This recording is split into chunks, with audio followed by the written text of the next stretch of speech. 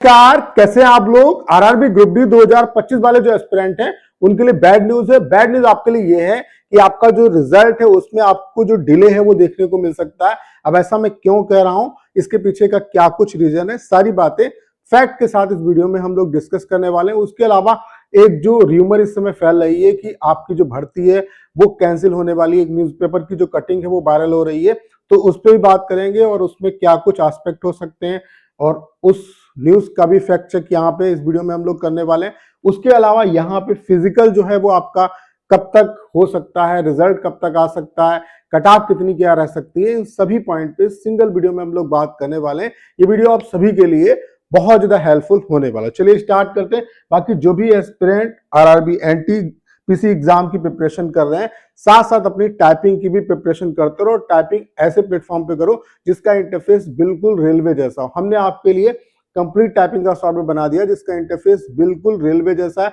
जिस तरीके से रेलवे स्पीड कैलकुलेट करता है, एज इट इज ये सॉफ्टवेयर आपका जो स्पीड है वो कैलकुलेट करता है। उसके अलावा यहाँ पे हम आपको 1000 प्रो टेस्ट दे रहे हैं जिसमें मैक्सिमम आपके प्रीवियस ईयर टेस्ट है। तो उसके अलावा फ्री जो डेमो है वो भी आपके लिए अवेलेबल है। तो मैं आप सभी से एक जरूर कहूंगा कि एक बार डेमो जो दीजिएगा। डेमो का लिंक डिस्क्रिप्शन और कमेंट बॉक्स में पिन किया, और अगर आप डेमो से सेटिस्फाइड होते हैं तो अपना जो बेस्ट प्लान है वो परचेज कर सकते हैं। काफी कम प्राइस हमने रखा है। तो इसके लिए आपको सिंपली करना क्या है, हमारी जो वेबसाइट है उस पर जाना है। वेबसाइट का नाम है mytestrank.com। उसके अलावा हम आपके लिए free all India live typing test भी कराते रहते हैं हर एक वीक में। तो उसके लिए सिंपली आपको रजिस्ट्रेशन करना होगा। तो वेबसाइट का लिंक जो है वो डिस्क्रिप्शन और कमेंट बॉक्स में पिन किया हुआ। एक बार जो फ्री डेमो है वो आप लोग जरूर अटेम्प्ट करिएगा।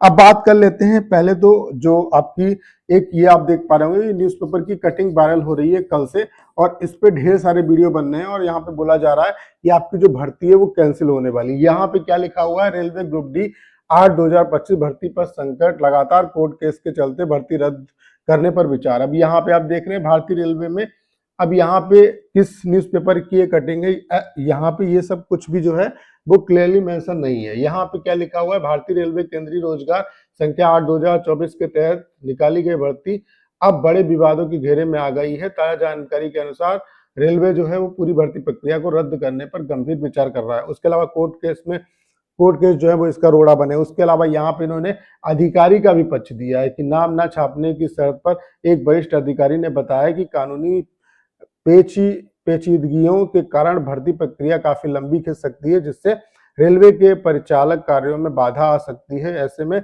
नए सिरे से प्रक्रिया शुरू करना एक विकल्प होगा। तो इस सब को देख पा रहे होंगे आप। उसके अलावा रेलवे बोर्ड की अहम बैठक जल्द, ये सब यहाँ पे चीजें दिखाई दे रही हैं। तो भाई सबसे पहले मैं आपको बता दूं, ये जो न्यूज है ये सरासर गलत है। ऐसा कुछ भी नहीं है। जब भी कोई अपडेट होगा वो ऑफिशियल आएगा, आपके पास ऑफिशियल जानकारी आएगी। और कोर्ट केस की वजह से कभी भी भर्ती जो है वो कैंसिल नहीं होती है। कोई भी भर्ती आप उठा के देख लो, कोर्ट केस की वजह से किसी भर्ती को कैंसिल नहीं किया था। इवन एसएससी सीजीएल की भर्ती में कई बार कोर्ट केस हुआ, ठीक है, एग्जाम के लिए कोर्ट केस हुआ, ठीक है, उसके अलावा रिजल्ट रिवाइज करने के लिए कोर्ट केस हुआ। तो इसका ये मतलब नहीं है कि यहाँ पे भर्ती कैंसिल कर दी जाएगी। ऐसे रेलवे में भी कई सिनेरियो हो चुके हैं जहां पे कोर्ट केस हो चुका है, ठीक है। तो ऐसा कुछ भी नहीं है, और कोर्ट केस के चलते आपकी जो भर्ती है वो भी कभी कैंसिल नहीं होती। हाँ, ये जरूर हो सकता है कि आपका उसमें थोड़ा सा डिले आपको देखने को मिलेगा। तो ये जो न्यूज़ है वो सरासर गलत है। ऐसी कोई भी अपडेट यहाँ पे नहीं है, और जो भी अपडेट पे आप भरोसा करिए वो ऑफिशियल अपडेट होनी चाहिए। यहाँ पे कौन सा न्यूज़पेपर है, इसका संवाददाता कौन है, ये सब कुछ भी क्लेरिफाई नहीं है। और इस तरीके से चीजें जो हैं वो कभी नहीं आती। यहाँ पे आप देख रहे हैं अभी तक कोई ऐसी बात ही नहीं चल रही है, और ये यहाँ तक ये भी छाप रहे हैं कि अभ्यर्थियों में भारी आक्रोश। भाई अभ्यर्थियों को अभी ये पता ही नहीं कि भर्ती कैंसिल होने वाली, तो आक्रोश कब हो गया। तो अपने मन से जो छापना है वो छाप दो। तो इस तरीके से जो चीजें हैं वो आ रही हैं, उनपे कहीं ना कहीं एक्शन भी होना चाहिए। तो ये सरासर गलत अपडेट है। ऐसा कुछ भी नहीं होने वाला, भर्ती आपकी कैंसिल नहीं होने वाली। अब बात कर लेते हैं जो आपके लिए इंपॉर्टेंट है। आपको पता है कि तेलंगाना हाई कोर्ट में सीसीए वाले जो एस्पिरेंट हैं उन्होंने कोर्ट केस किया है, और यहाँ पे इस कोर्ट केस की जो हियरिंग थी वो पहले ये 13 तारीख को आपका रजिस्टर, मतलब 13 तारीख को ये केस जो था वो आपका फाइल हुआ था। उसके बाद इसकी जो मतलब अभी लास्ट हियरिंग, मतलब जो हियरिंग होने वाली है, अपकमिंग जो हियरिंग है वो 22/5/2026 को इसकी जो नेक्स्ट हियरिंग है वो होने वाली है, ठीक है। अब यहाँ पे दो पॉसिबिलिटी, या तो इसका 22 तारीख को, और उसके अलावा यहाँ पे पेंडिंग सीए भी दिखा रहा है। पेंडिंग सीए का मतलब ये होता है कि बहस कंप्लीट हो चुकी है, बहस जो वकीलों का काम है वो हो चुका है, लेकिन फाइनल जो डिसीजन है वो अभी कोर्ट ने जो है वो रिजर्व जज साहब जो है उन्होंने रिजर्व कर रखा है। फाइनल जो फैसला है वो नहीं सुना है, यानी कि बहस की प्रक्रिया कंप्लीट हो चुकी है।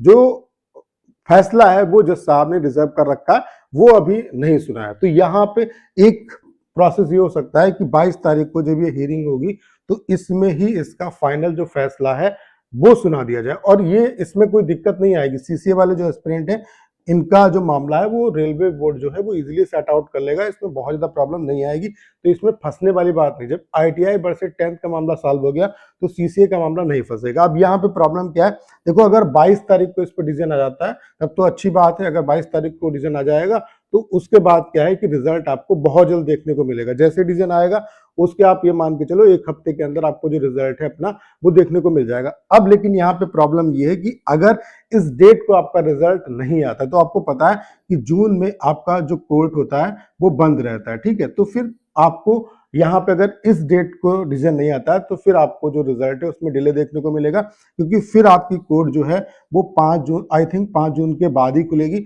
और उसके बाद ही कोई डेट मिलेगी, और फिर उस डेट पे अगर फैसला आता है तो फिर जून में कहीं ना कहीं डिसीजन आएगा और जून में आपका जो रिजल्ट है वो आएगा, और जून में जब रिजल्ट आएगा तो चीजें जो है वो आपकी डिले होंगी। तो एक ये पॉसिबिलिटी है कि अगर यहाँ पे 22 तारीख को आपका यहाँ पे फाइनल इसका डिसीजन नहीं आता है और अगली तारीख लग जाती है तो फिर कहीं ना कहीं आपको जो रिजल्ट है उसमें डिले देखने को मिलेगा, क्योंकि 1 महीने का फिर पूरा गैप आपको मिल जाएगा, क्योंकि पूरा गैप देखने को मिलेगा क्योंकि जून में ऑलरेडी आपकी जो कोर्ट है वो बंद रहने वाली। तो फिर जो तारीख होगी वो 5 जून के बाद ही की आपको डेट मिलेगी और उसके बाद ही आपका फैसला यहाँ पे हो पाएगा। तो ये एक पॉसिबिलिटी है कि आपका जो रिजल्ट है वो थोड़ा सा डिले हो सकता है। कब डिले होगा, जब ये 22 तारीख को यहाँ पे फाइनल इसका डिसीजन नहीं आएगा। अगर 22 तारीख को फाइनल डिसीजन आ जाता है तो फिर तो आपका जल्द से जल्द आपको जो रिजल्ट है, डिसीजन के बाद रिजल्ट आपको बहुत जल्द देखने को मिलेगा, ठीक है।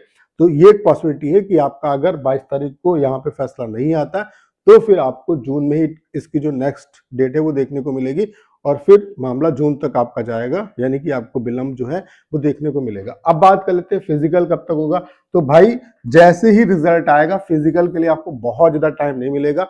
आप पिछले सालों का यहाँ पे रिकॉर्ड भी देख सकते हैं। ग्रुप डी 2018 की जो वैकेंसी थी उसका रिजल्ट 4 मार्च 2019 को आया था और फिजिकल 25 मार्च से स्टार्ट हो गए थे। 20 दिन यहाँ पे टाइम मिला फिजिकल के लिए। ग्रुप डी 2019 की बात करें तो 22 दिसंबर 2022 को रिजल्ट आया था और फिजिकल 12 जनवरी से स्टार्ट हो गए थे, यानी कि 20 दिन यहाँ पर भी मिले। तो आप ये मान के चलिए कि जैसे रिजल्ट आता है उसके बाद 1 महीने के अंदर आपका फिजिकल का एग्जाम हो जाएगा। तो फिजिकल की आप प्रिपरेशन अच्छे तरीके से अभी से करते रहो, क्योंकि इसका फिजिकल थोड़ा सा टफ होता है। आपको वेट लेके जो है वो यहाँ पे दौड़ना पड़ता है। तो जो भी एस्पिरेंट जिनके मार्क्स कैटेगरी वाइज इतने बन रहे हैं तो उनको मेरे हिसाब से प्रिपरेशन करनी चाहिए। बाकी अपनी जो आने वाली जो एग्जाम है उनकी जो प्रिपरेशन है उसको भी अच्छे तरीके से करते रहो, ठीक है। उसके अलावा अगर हम बात करें यूआर कैटेगरी की, तो यूआर कैटेगरी में अगर आपका 70 या उससे ऊपर नंबर बनना है तो मेरे हिसाब से आपको प्रिपरेशन करनी चाहिए। ओबीसी की अगर हम बात करें तो 68 या उससे ऊपर अगर आपके मार्क्स है तो मेरे हिसाब से आपको प्रिपरेशन में लग जाना चाहिए। ईडब्ल्यूएस की अगर हम बात करें तो आपका 65 या उससे ऊपर अगर आपका मार्क्स है तो मेरे हिसाब से आपको प्रिपरेशन करना चाहिए। एससी की अगर हम बात करें तो 60 या उससे ऊपर अगर मार्क्स है तो मेरे हिसाब से आपको प्रिपरेशन करना चाहिए।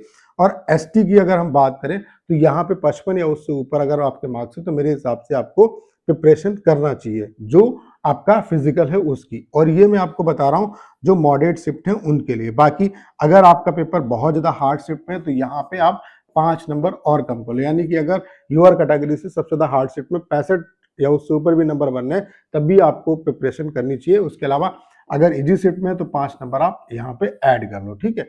तो अगर कैटेगरी वाइज इतने मार्क्स है तो आप अच्छी तरीके से प्रिपरेशन में लग जाओ। उसके अलावा अगर यहाँ पे हम बात करें जो ग्रुप डी 2026 की वैकेंसी है इसका यहाँ पे क्या होने वाला है, तो आपको पता है कि अपकमिंग वैकेंसी है, इसका भी एग्जाम आपका बहुत जल्द होगा। कब तक होगा इसके बारे में भी मैं आपको इससे पहले भी बता चुका हूँ, बाकी फिर आपको बता देता हूँ। यहाँ पे अगर आप देखेंगे आकाश यादव सर ने जो डेट प्रेडिक्ट आपकी की है उसमें ही ये चीजें छुपी हुई हैं कि आपका जो एग्जाम है वो कब तक हो सकता है। तो ग्रुप डी 2026 वाले जो एस्पिरेंट है वो इस चीज में मत रहो कि यार एग्जाम अभी नहीं होगा, अभी बहुत टाइम है। तो ऐसा नहीं है, रेलवे एकदम आपको चौंकाएगा, ठीक है।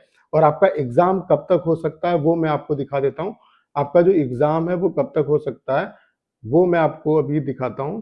आप देख सकते हैं यहाँ पे आप देखिए 9 जुलाई को आपको पता है कि जून में आपका एनटीपीसी यूजी का एग्जाम है, फिर 5 जुलाई को 9 जुलाई से आपका 9 जुलाई को आरआरबी जो एनटीपीसी है उसका ग्रेजुएट लेवल का सीबीटी 2 का एग्जाम है। उसके अलावा 13 जुलाई से आपका आरआरबी मिनिस्ट्रियल का एग्जाम है, ठीक है, और आइसोलेटेड कैटेगरी का एग्जाम है। उसके अलावा आप देख रहे हैं कि 16 सितंबर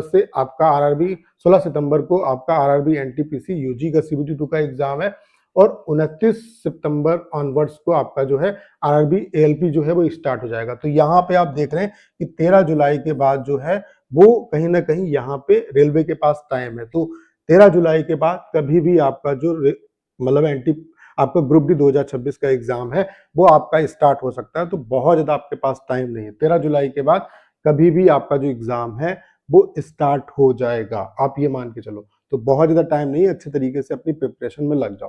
तो उम्मीद करता हूँ सारी जानकारी आप बहुत अच्छे तरीके से समझ पाए होंगे। करना क्या, इस वीडियो को 10 शेयर करना है। उसके अलावा अगर आप चैनल पर नए और आपने अभी तक इसे सब्सक्राइब नहीं किया है तो प्लीज चैनल को सब्सक्राइब करना मत भूलेगा।